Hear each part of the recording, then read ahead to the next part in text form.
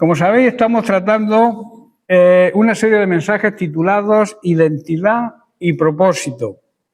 Y el tema de hoy es Generación Escogida. Nosotros somos una generación escogida con un fin y con un propósito.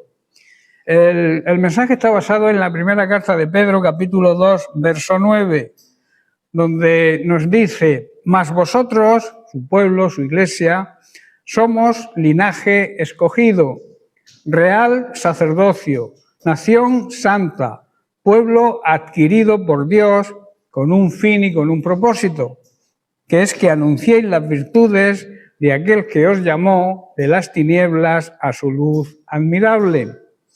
Estamos viviendo en una generación marcada por la confusión de identidad. Eso es una realidad hoy en día.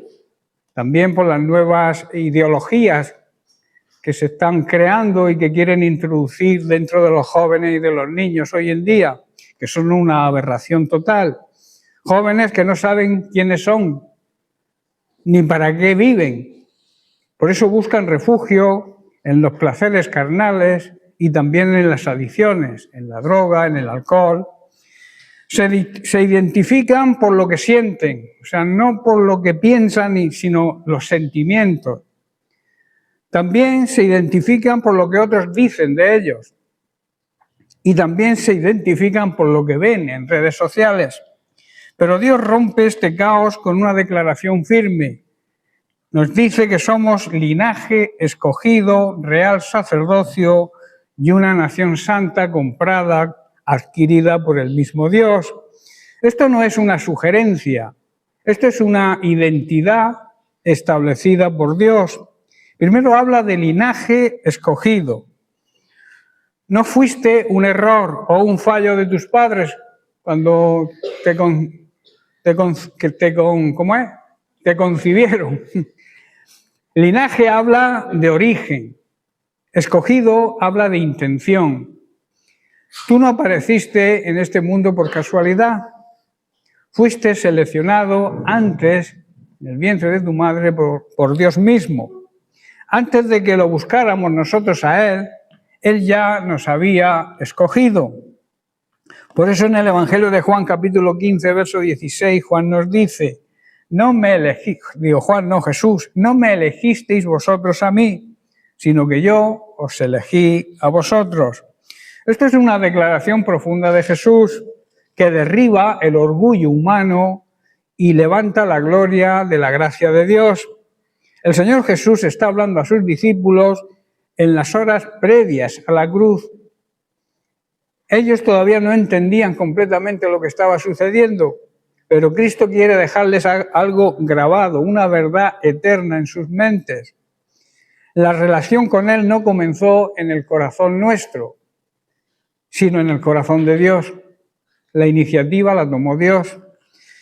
El hombre, el ser humano, cree muchas veces que él fue quien buscó a Dios o quien buscó a Dios, pero las Sagradas Escrituras enseñan que detrás de cada paso que damos hacia Cristo, que esa es nuestra decisión, eso sí tenemos que hacerlo nosotros, hubo primero una mano soberana que nos atrajo. Luego tenemos que la salvación comienza en Dios, no en nosotros. Jesús dice: no me elegisteis vosotros a mí. El hombre y la mujer quieren sentirse protagonistas de su salvación. Quieren pensar que un día decidieron acercarse a Dios por su propia iniciativa. Pero Cristo revela que antes de que nosotros pensáramos en Él, ¿queréis prestar atención, por favor? No despistaros. Y entonces decidimos seguirle. Él ya había pensado en nosotros. Cuando Pedro estaba pescando, Jesús ya lo había visto. Cuando Mateo estaba en la mesa, en la banca de los tributos, Cristo ya lo había señalado. Cuando Saulo perseguía a la iglesia, el cielo ya le tenía un encuentro, una entrevista, digamos, con Jesús en el camino de Damasco. El pecador no está buscando a Dios verdaderamente. El pecador no busca a Dios, sino su propio placer y su propia iniciativa.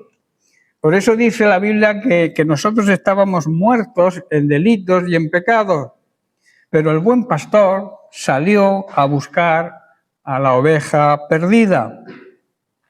Nuestra salvación no descansa en la debilidad de nuestra voluntad, sino en la firmeza del propósito eterno de Dios.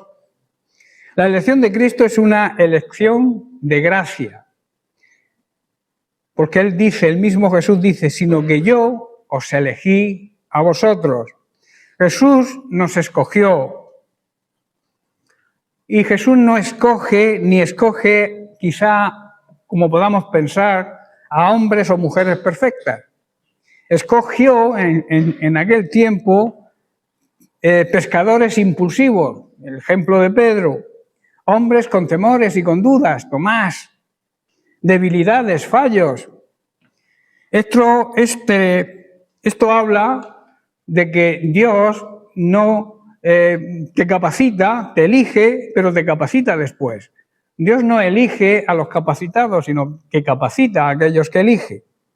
Por eso digo que Jesús no escogió ni escoge hoy a hombres perfectos. Entre ellos, entre los que escogió, había uno que dudaba. Todos sabéis quién es, ¿verdad? Tomás. Otro que era muy explosivo, Pedro, le cortó la oreja en el huerto de Getsemaní a Marco. Y todos huyeron cuando llegó la noche de la prueba. Esto nos enseña que Dios no llama, repito, a los capacitados, sino que capacita a los llamados. La gracia de Dios es maravillosa porque nos amó cuando nada merecíamos. Él no vio en nosotros ningún mérito, vio una necesidad. No vio justicia, vio pecado. Y aún así nos llamó. ¿Cuántas veces el enemigo quiere hacernos creer que Dios se equivocó con nosotros? Pero Cristo nunca se equivoca. Lo que Él comienza, Él también lo perfecciona. Fuimos escogidos, eso sí, con un plan, con un propósito divino. El versículo continúa diciendo, y os he puesto para que vayáis y llevéis fruto, y vuestro fruto no sea espontáneo, sino que permanezca. La elección divina no es para la pasibilidad espiritual. Cristo nos llamó para producir fruto. Un árbol vivo, su evidencia es que da fruto. Si está seco, su evidencia es que no da fruto.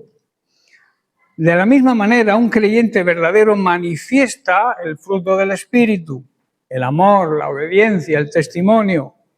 Dios no nos salvó solamente para librarnos del infierno, sino para reflejar la vida de Cristo aquí en esta tierra.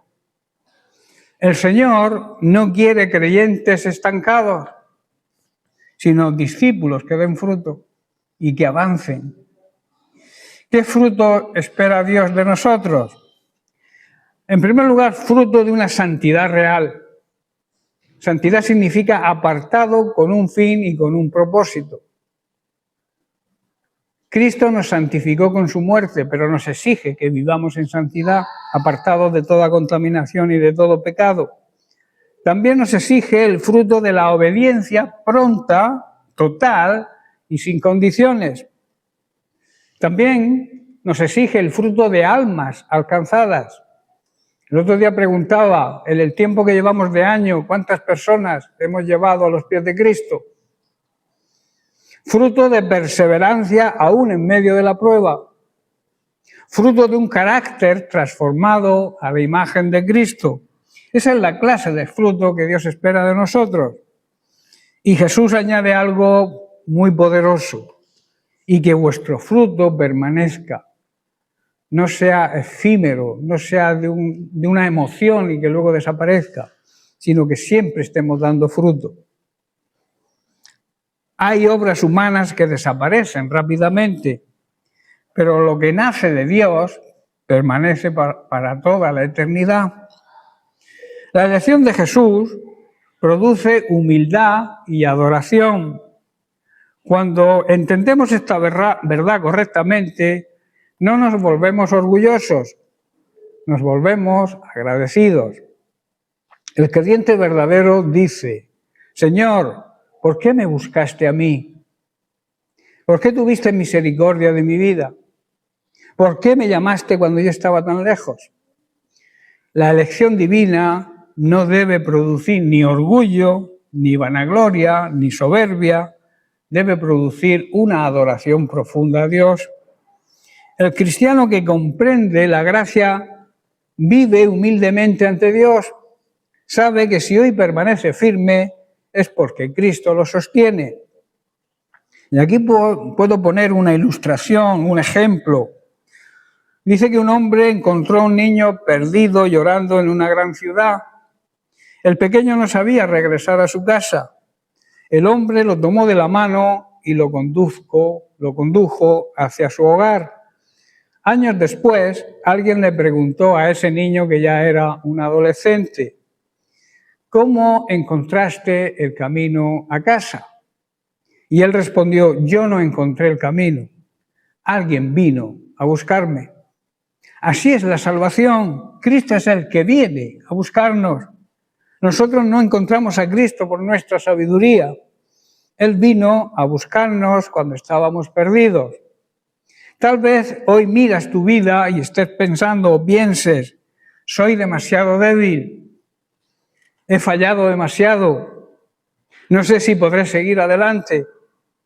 Debes recordar lo siguiente, si Cristo te eligió, Cristo no te va a abandonar. La mano que comenzó la obra en ti es poderosa para sostenerte hasta el final. El mismo Jesús que llamó a discípulos imperfectos sigue llamando hoy a hombres y mujeres quebrantados para transformar sus vidas. Y cuando el creyente comprende esto, ya no vive para sí mismo, vive en agradecimiento consagrado y rendido a aquel que lo amó primero. No me elegiste, dice Jesús, vosotros a mí. Toda la gloria le pertenece a Cristo. Él nos buscó, Él nos llamó, Él nos perdonó, Él nos sostiene, Él nos llevará hasta la meta. Que nunca olvidemos que detrás de nuestra historia hay una gracia eterna, un amor inmerecido y un Salvador que un día pasó por nuestro camino y nos dijo, sígueme. Cuando alguien elige algo valioso, lo hace con intención, no al azar. Dios no escoge basura, escoge propósito. Por tanto, deja de pensar que no vales nada. Si Dios te escogió, tienes un valor eterno. Luego tenemos la segunda cosa que dice el apóstol Pedro que somos, real sacerdocio. Esto significa que hemos sido llamados a representar a Dios aquí en la tierra. En el Antiguo Testamento, el sacerdote representaba al pueblo delante de Dios y a Dios delante del pueblo. Era como un intermediario. Ahora Dios dice, tú eres sacerdote, pero añade algo poderoso. No eres simplemente un sacerdote, eres un sacerdote real, un sacerdote al servicio del Rey de Reyes. No eres cualquier sacerdote. Eres parte de una identidad real con autoridad espiritual, créelo. Por ejemplo, un embajador, todos sabéis lo que es, ¿no? Un embajador no habla por sí mismo, habla en nombre de su nación. Tú no representas tu opinión, representas a Dios aquí en la tierra. Ahora, yo te haría las siguientes preguntas. ¿Cómo estás representando a Dios en tu forma de hablar? ¿Cómo estás representando a Dios en tus redes sociales? ¿Estás dando testimonio de tu fe o estás perdiendo el tiempo en tonterías? ¿Cómo representas a Dios en las decisiones que tomas? ¿Cuenta a Dios en tus decisiones? Luego habla de nación santa. Esto quiere decir que somos diferentes, no somos iguales a los demás. Santo significa apartado, como he dicho antes, apartado y dedicado a servir a Dios. No encajamos en el sistema corrupto de este mundo, porque no pertenecemos a este sistema mundano. No somos raros, como algunos dicen, somos diferentes por diseño. porque Dios nos ha diseñado diferentes a los demás. El problema es que muchos jóvenes quieren parecerse al mundo. Es ahí donde tenemos el problema. Quieren encajar en el sistema mundano, que nadie los rechace. No quieren ser rechazados. Pero Dios no te llamó a encajar en este mundo. Te llamó a destacar en santidad y a ser influencia para el mundo, y no que el mundo sea influencia para ti. En Romanos capítulo 12, verso 2 dice: no os conforméis a este siglo, que significa no os conforméis, no adoptéis la forma de vivir de este mundo. La sal no se adapta a la comida, sino que cambia el sabor de la comida. No negocies tu identidad por una aceptación temporal. Luego dice que somos pueblo adquirido por Dios, y esto significa que tenemos un dueño celestial. Y esto es profundo. No nos pertenecemos a nosotros mismos. Fuimos comprados por precio. Primera de Corintios 6:20 dice: porque habéis sido comprados por precio. ¿Y cuál es ese precio? La sangre de Cristo. La salvación es gratis, pero costó. Le costó mucho a nuestro Señor y Salvador Jesucristo. Algo que se paga caro, se valora mucho, ¿verdad? Si pagas poco por algo, pues le das poco valor. Pero Cristo pagó mucho por nosotros y por eso debemos darle mucho valor a lo que hemos recibido de gracia, gratis, pero que le costó su propia vida, su propia sangre. Tu vida no es para desperdiciarla, joven, es para honrar a aquel que te compró. Y luego añade: para que anunciéis. Este es el propósito. Aquí está el porqué de tu nueva identidad. No es solo quién eres, es para qué eres. Dice: para que anunciéis las virtudes de aquel que os llamó de las tinieblas a su luz admirable. ¿Quién fue ese ser? ¿Quién nos llamó de las tinieblas a la luz? Dios nos llamó de las tinieblas, del pecado, de la corrupción, de la mentira del mundo, a la luz admirable de Jesucristo.